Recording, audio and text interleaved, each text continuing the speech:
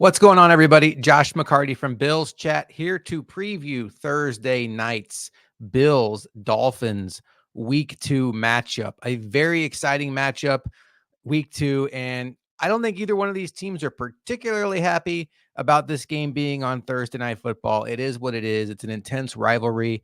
The Bills have dominated this matchup in recent meetings. The only matchup the Dolphins have won under Tua is back in 2022, the Heat game, where the Bills lost on the last play of the game. Isaiah McKenzie couldn't get out of bounds and the clock ran out. Otherwise, the Bills beat the Dolphins in the playoffs 2 years ago. Skylar Thompson started that game.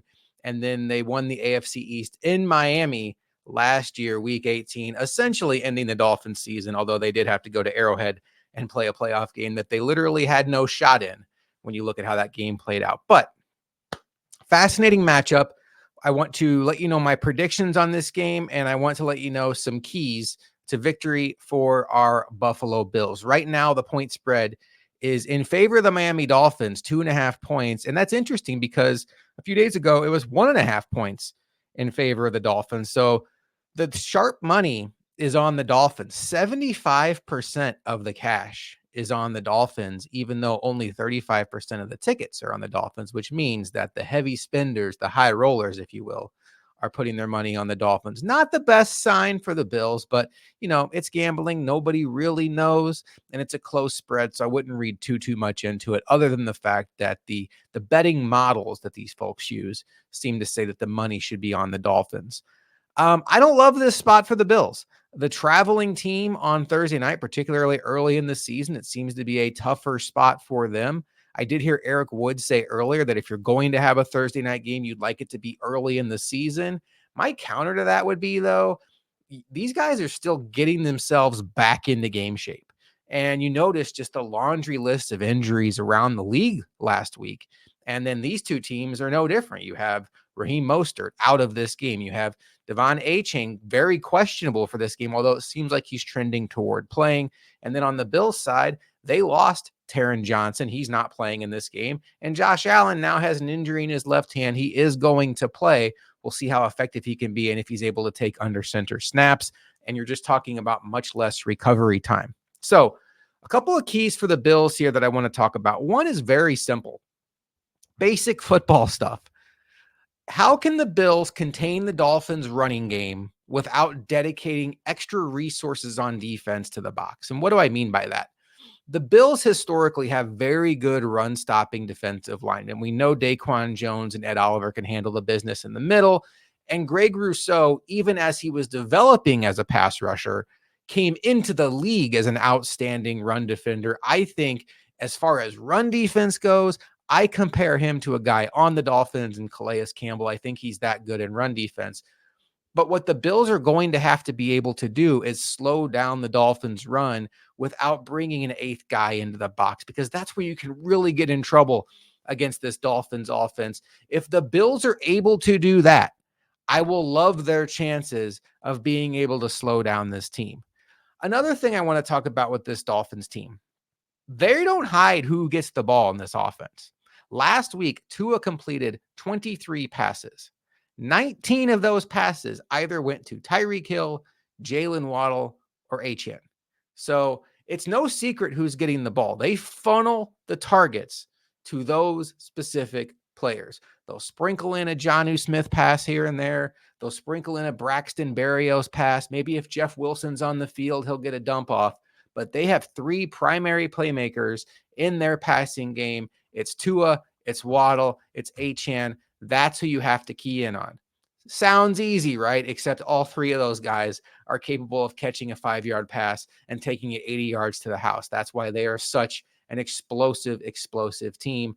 But it does make it easier for the Bills to know who they want to take away from, because statistically it has shown if you can get Tua off of his first read, he is a significantly less efficient quarterback. So find a way to disrupt his first read, figure out where he wants to go with the ball, and understand that chances are the first read on the play is going to be one of those three guys. The last point I want to bring up about this matchup is, and this again, this isn't rocket science. This could apply to any football game you watch, but I think third down is going to be key for this Bills offense. Last week, when the Jaguars unraveled, everyone wants to point to that sequence where Travis Etienne fumbled as he was going toward the end zone. And then the next play, Tyreek Hill scores an 80-yard touchdown pass. Obviously, that was a momentum swing. But lost in all of that, there was still plenty of opportunity for the Jaguars to put that game away. They were still leading at that point. They actually went for a fourth down on the next drive and missed it, and they were in their own territory. And then Saunders missed a field goal, and the Jaguars just could not keep the ball offensively. They folded. On the game, the Jaguars were 2 for 10 on third downs, a horrendous stat. And if you throw in fourth downs, 0 for 1. So really 2 for 11. The Bills have to be able to convert third downs against this defense. The Bills, statistically in 2023, were the best third down offense in the entire sport at 49.3%. Now, last week against the Cardinals, the Bills were at 33%. So week one can be a liar. We all understand that. But the Bills can't afford to do what Jacksonville did last week, which was watch drives, stall, drive after drive after drive. We know Josh Allen's good for at least one or two of those plays every game where it looks like there's a free rusher coming. He spins out of it. He makes a miracle first down. But we want to see some more rhythm in this Bills offense. And let's see if they can just move the ball methodically, get down. And then obviously when you get to the red zone, touchdowns over field goals. And so I think there's paths for the Bills to win. Ultimately, though, what's my prediction? My prediction for the Bills-Dolphins game, unfortunately, is I'm going to say the Bills are going to lose this game.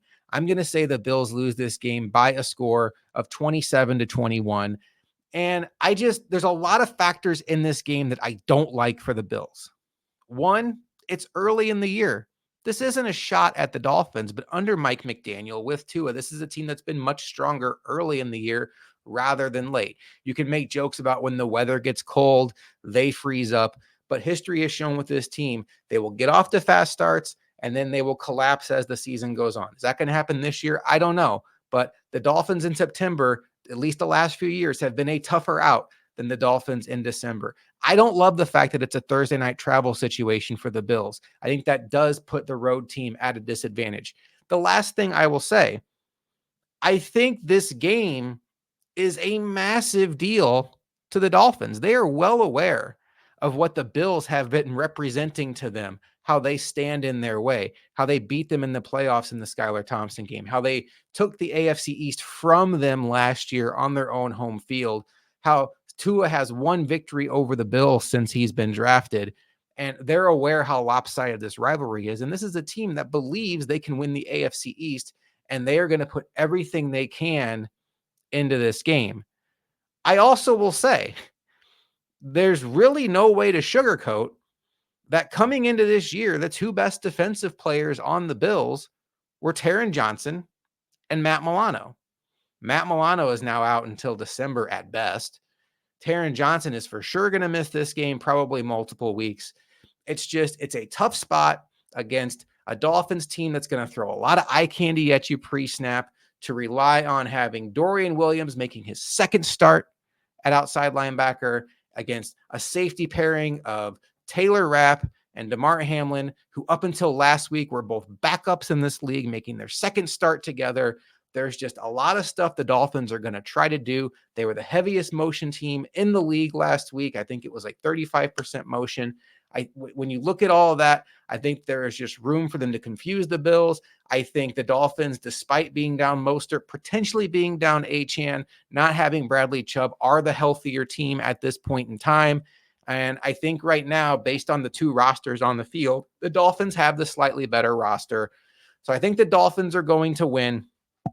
I would love to be wrong. Obviously, Bills fan, I live and die with this team. I want to see the Bills win. And I will say this.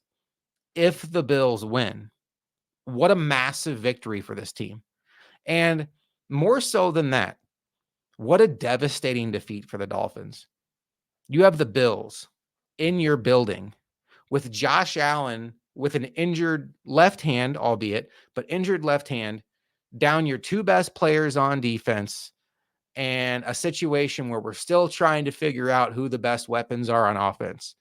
If the Bills can come in under those circumstances and win in Miami, The questions in Miami of, are we ever going to be able to get over this hump, are going to just be extra loud, because everybody is aware that this is kind of a take your medicine year for the Bills. Are they still going to compete for a playoff spot? Absolutely. Are they still going to try to contend for a Super Bowl? Absolutely. Get in the playoffs, see what happens. But it's common knowledge that of the Josh Allen run since 2020, when he elevated his game to that elite level quarterback, this 2024 Bills team, just based on the salary cap situation, is going to have the least amount of resources available for the entire Josh Allen tenure. So if you can't get the Bills this year, and if you can't get the Bills in this spot, in your building, with them down their two best defensive players and the quarterback essentially playing with one hand, when are you? You're not. So it'd be beautiful if the Bills won. I just can't sit here and lie to you and say I'm going to predict they will. Dolphins win. Bills will be just fine. And then both teams hopefully come out of this game injury-free, and then they get 10 days off before their next game. The Bills actually get 11 days off because they're on Monday Night Football week 3 against the Jaguars. I will be live at halftime right here on this channel, breaking down everything from the first half, answering your questions, talking about hopefully a strong performance from those Buffalo Bills. Luca and I will be live Friday night on this channel, taking your questions in chat, talking everything about Bills Dolphins, as well as previewing the football weekend ahead. While you're here, please take a moment to like and subscribe. It helps us out so much as we are trying to make this channel your one-stop shop for all Buffalo Bills content, plus a little bit of Sabres, maybe a little bit of NBA, some football video games. You never know, but the Bills are where our bread is buttered. It's Bills Chat, obviously. I am Josh McCarty, and I will see you next week on Bills Chat Quick Chat.